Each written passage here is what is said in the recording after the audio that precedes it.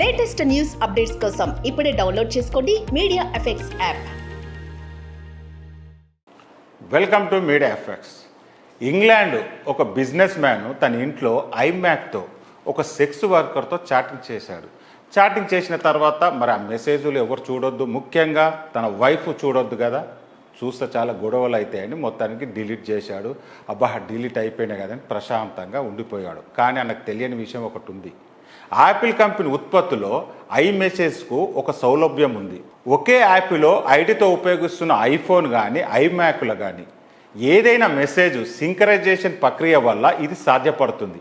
ఇది తెలియక సదరు భర్త నిశ్చితంగా ఉండగా ఈ భర్త చేసిన చాటింగు తన భార్య తన ఫోన్లో చూసి మండిపడింది.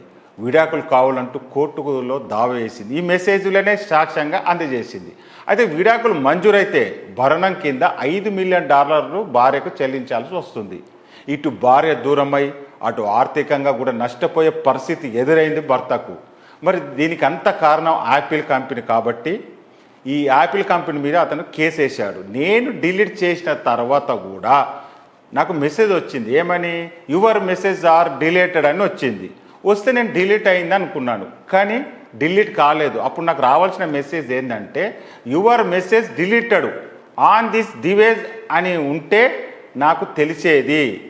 దానివల్ల నేను పక్క ఫోన్లో కానీ మ్యాక్లో కానీ డిలీట్ చేసేవాడిని.